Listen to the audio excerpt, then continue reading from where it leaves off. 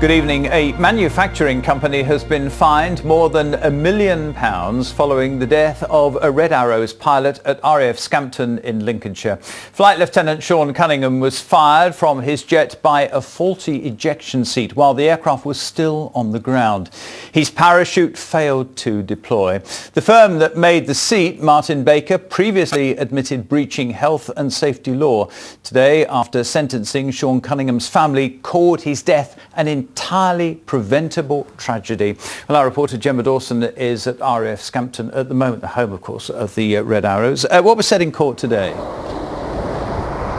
Well, today the judge spent more than an hour explaining her sentence before announcing the £1.1 million fine for the ejection seat manufacturer Martin Baker. She said that it had been a sensitive sentencing exercise carried out under the long, dark shadow cast by the tragic death of Flight Lieutenant Cunningham. She also praised Sean's family, who she said bravely and patiently sat through the very difficult proceedings. Well, afterwards, Sean's father spoke to the media. The last time we saw Sean alive was just across from where we stand today, at Lincoln Cathedral. A week later, on the 8th November 2011, our son was dead, lying in a mortuary, covered in cuts, bruised, burnt, blind, and broken from head to foot. Sean Cunningham's two biggest fears were being ejected and dying at a young age. Tragically, in 2011, a year after being selected for the Red Arrows, those fears became a reality.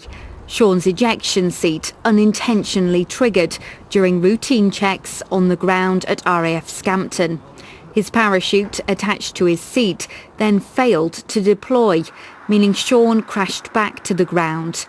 Today, more than 6 years on, his family were in court as the manufacturer of that ejection seat, Martin Baker Aircraft Company Limited, were fined £1.1 million after admitting a breach of health and safety legislation. Sean's death was not an accident. It was a preventable death waiting to happen, and we don't believe it's an isolated incident. Martin Baker were made aware of a defect in design more than 20 years ago. It took Sean's death for the issue to come to light. Sean died on the 8th of November 2011.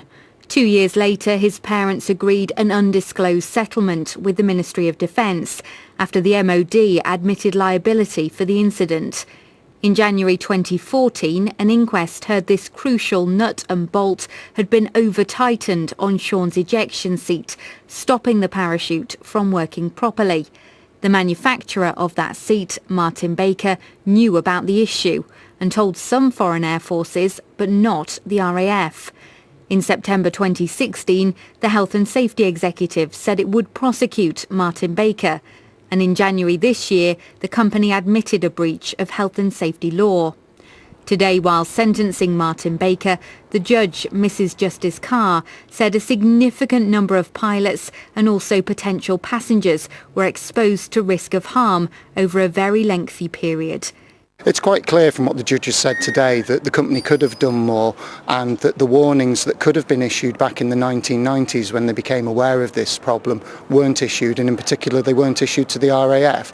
So the RAF as a consequence didn't know and weren't put on warning of what action to take. In a statement, Martin Baker says our thoughts remain foremost with the family and friends of Flight Lieutenant Sean Cunningham, to whom the company conveys its sadness, regret and apology. It goes on to say our seats have saved the lives of 1,050 RAF and Royal Navy aircrew, with a further 6,510 aircrew lives saved around the world. But that is little comfort for Sean's family, who've lost their perfect son and brother. Well, Sean's father said today the delay in Martin Baker pleading guilty had put his family through 6 years of hell.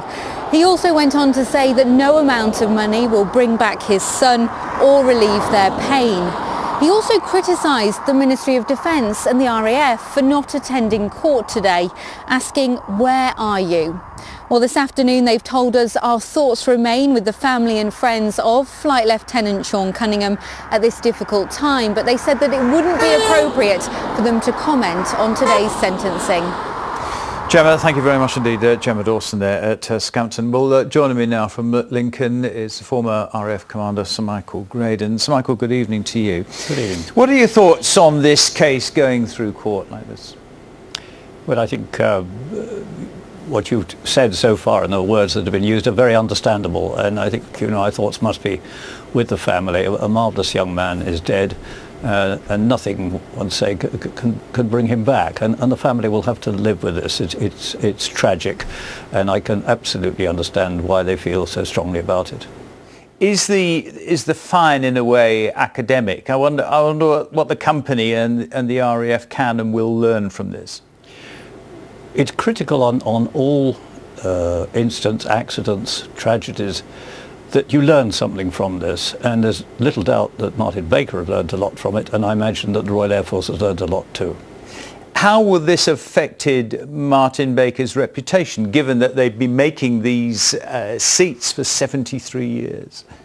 Well, I hope that when this is reported, whilst quite clearly some of the language that's been used will be out in the press, people will be reminded that, as you said in your programme so far, over 7,000 people's lives have been saved through Martin Baker seats, and me personally have sat on their seats for many, many years and had absolute faith in them. Will pilots be happy? I mean, they obviously are, but will they be happy to carry on sitting on them? Well, I think so. I mean, Red Arrows have been flying since this tragedy back in 2011.